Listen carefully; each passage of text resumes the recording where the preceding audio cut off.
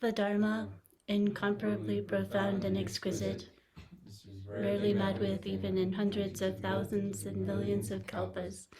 We now can see it, hear it, accept and hold it.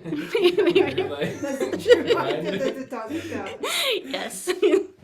May we also remember and chant. As I mentioned before starting the recording, Roshi is out this afternoon, so I'll be doing a short Dharma talk.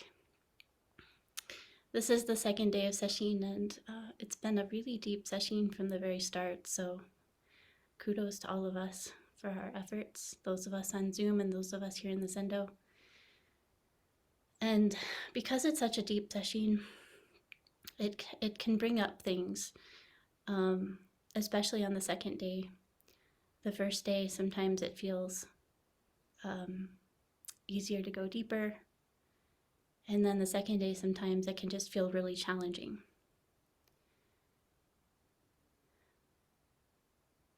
Part of being human is developing an identity at a certain point. I think pretty much everyone does as a part of human development. We create a sense of self that's very, very, very, very deeply embedded in our consciousness and our patterns and our way of interacting with the world, our way of perceiving the world. And because it's an object of the mind, essentially, it blocks us from seeing things how they really are. It colors everything and just really prevents us from understanding who we really are and just seeing life itself. But because it's so deeply ingrained in our subconscious, it's very, very hard to see through it.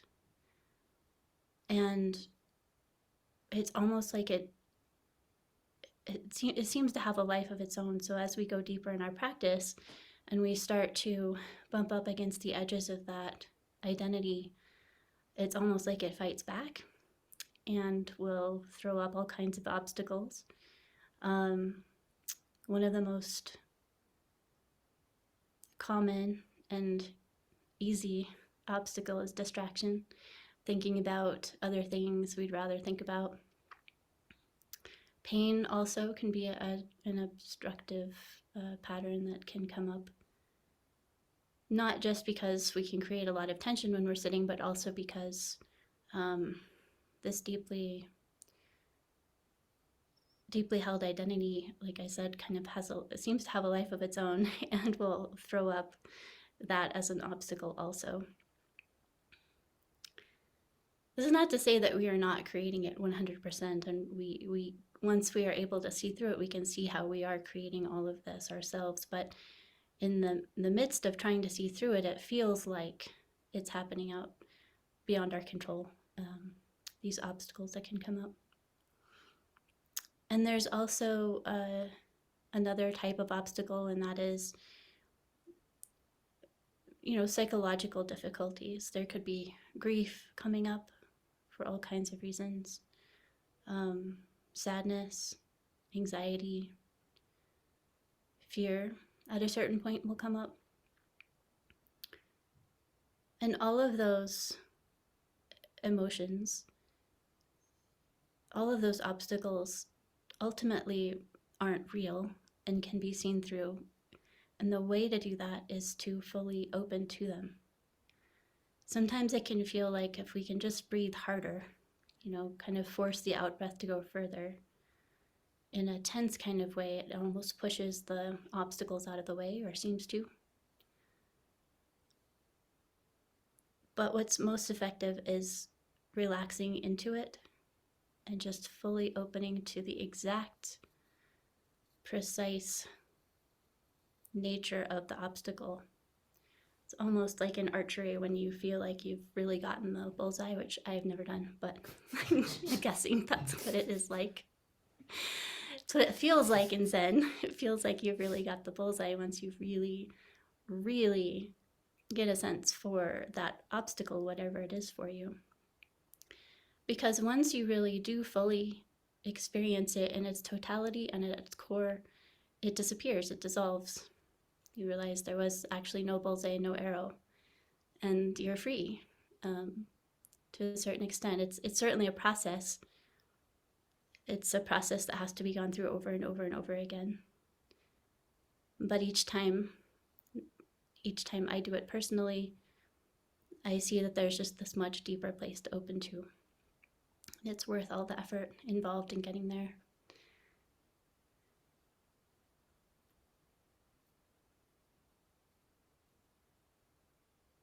At a certain point, though, sometimes it just feels impossible. It feels like we might even die if we keep going. It can feel like the Zen Center is trying to hurt us in some way. Either the schedule is too intense, or the food isn't quite what it should be, or the teacher is crazy. Whatever our mind can come up with all kinds of things to make it seem a certain way so that we won't see through it. And when it gets really scary like that, sometimes it seems easier to check out one way or the other, to leave, to just kind of disconnect from what we're doing, disconnect from our body, disconnect from the session, sort of space out. Sometimes people also react in anger, which is not a bad thing at all. That anger has a lot of energy, and when you can really open to it fully, you can harness it and go a lot deeper.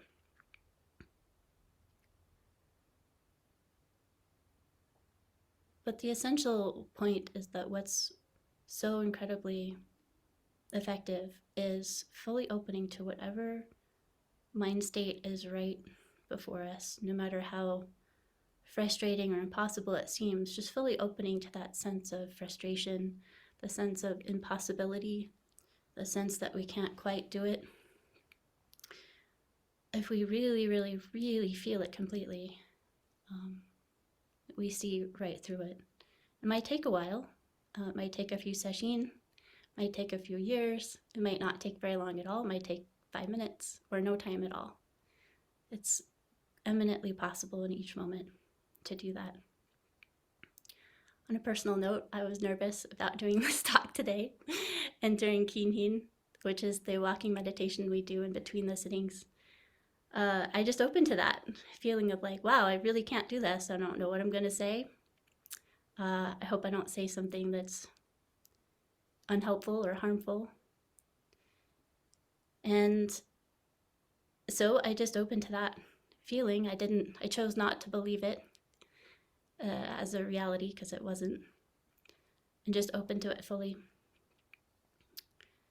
And I saw a deeper truth where it didn't matter if I come out here and fall flat on my face. It might be instructive in some way or not, but it would be okay if I did that.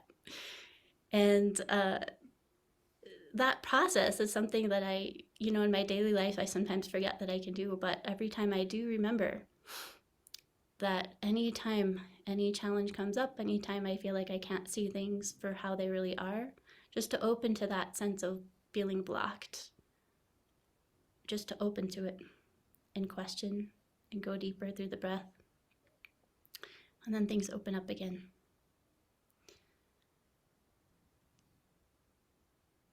And that's the basic process. The questioning is important, because sometimes it can become almost mechanical, where we think, okay, all I have to do is sit here and extend the out breath, and that's all I have to do, which essentially is true, but it's the questioning that really helps you go deeper and will help you open to who we really are, to reality as it is. And without that questioning, it won't necessarily happen. So often the way Roshi describes it, and excuse me, what I've been finding helpful in my own life too, is at the end of the natural out breath, you let it fall out naturally without tension.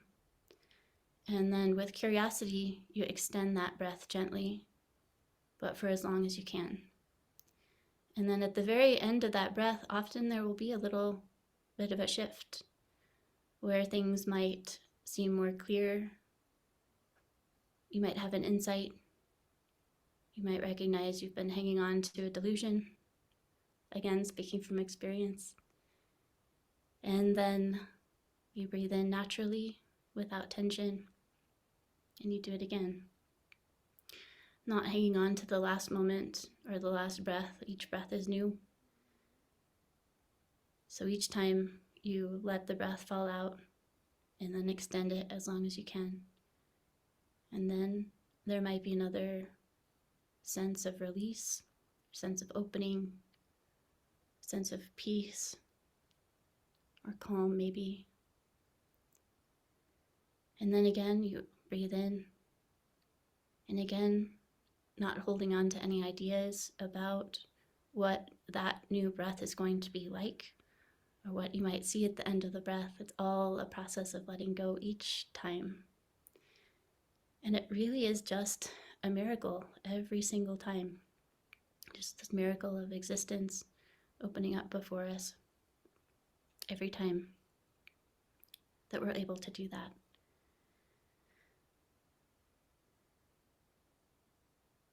So it can take a really long time, as we've all probably heard before, because that conditioning is so powerful and it's so supported by society. So we grow up thinking we're a certain person from a certain place who has certain abilities and opportunities and connections and qualities, and that's who we are.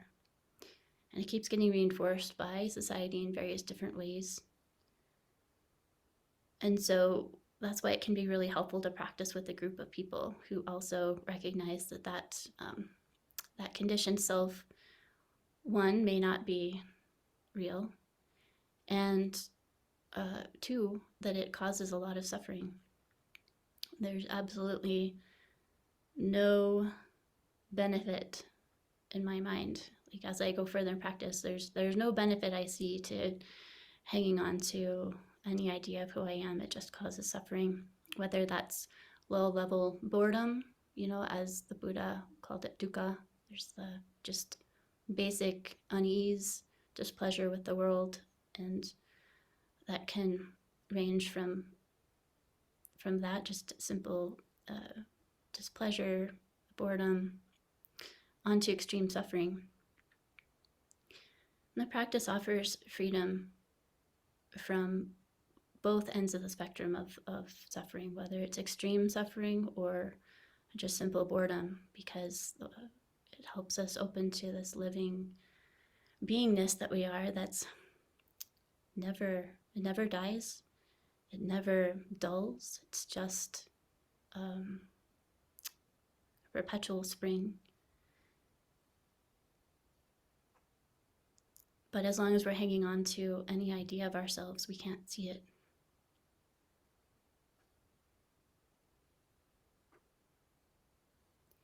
There are plenty of examples that Roshi often gives of people who have opened to that through horrible conditions. Jacques Lusseron, who was in Buchenwald, I don't remember the details, but an Indian woman who was put to death by a king. It was a very long time ago. Or maybe it was in Southeast Asia, I do not remember. In any case, a woman was sentenced to death, and she was placed in an iron cage for a week before she would be burned to death.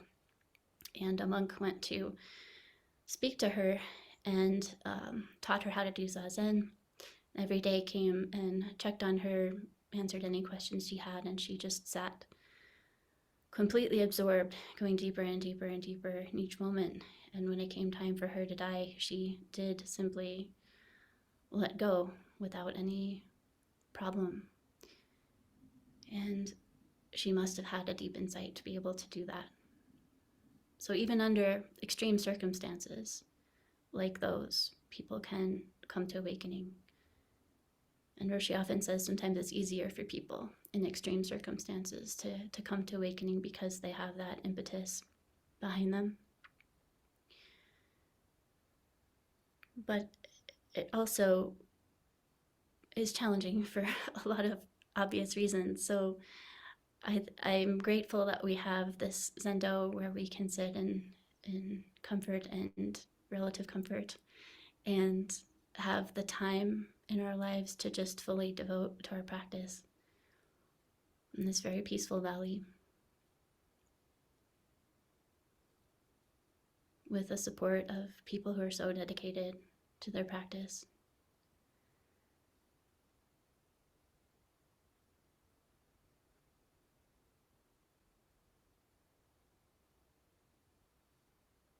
And because this is a Dharma talk, we have time for questions. Does anybody have any question here on the second day from Sesshin?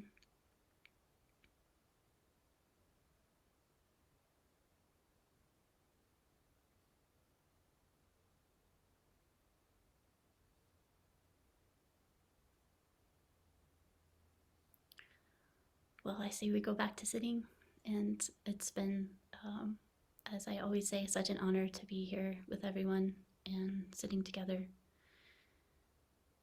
So let's end this talk, recite the 4 vows, and go back to sitting.